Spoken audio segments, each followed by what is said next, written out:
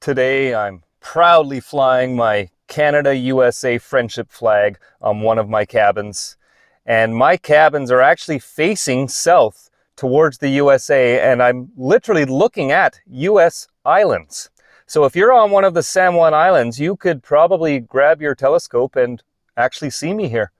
And huge news coming out of that country, which is just a few kilometers away from me, really, over an invisible line in the middle of that ocean there. They have their version of the Freedom Convoy starting tomorrow, and they are driving across the United States to their capital city. This is fantastic. And on the heels of that, get this, a U.S. Congresswoman in New Mexico is now tabling a bill to offer Canadians asylum in New Mexico to get away from our oppressive, tyrannical government. Now, this to me is absolutely groundbreaking and shocking. I never thought I'd see that in my lifetime. Just a few years ago, when Stephen Harper was Prime Minister of Canada and Obama was President in the United States, I had tons of viewers on this channel asking me if there was any way to get asylum in Canada because they wanted to get out of the US. And the same thing happened when Biden got elected.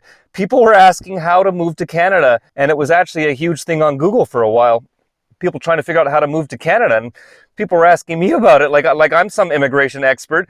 But the thing is, what's the difference? We have Trudeau. Trudeau and Biden are the same thing. One's just older and a little more senile, but they're both the same thing. So it doesn't matter where you are. Now, there are individual states which are fighting back harder.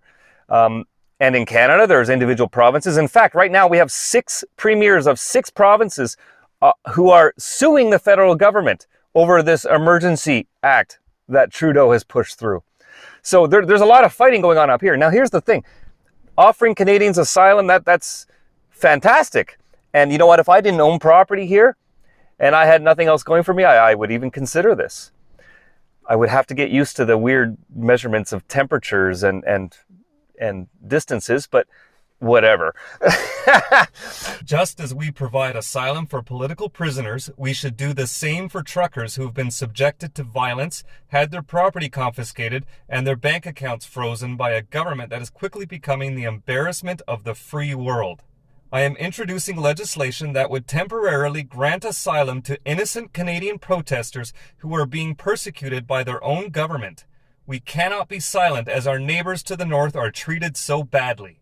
I don't think that it's a good idea to run away. No matter what country you're in on this planet, this is a global fight. And if it's not where you are now, it can be there overnight.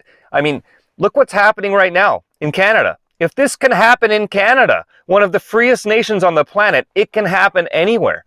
And you're never going to win if you just keep running away. And nobody should ever run away if their country is in trouble. You've got to stay and fight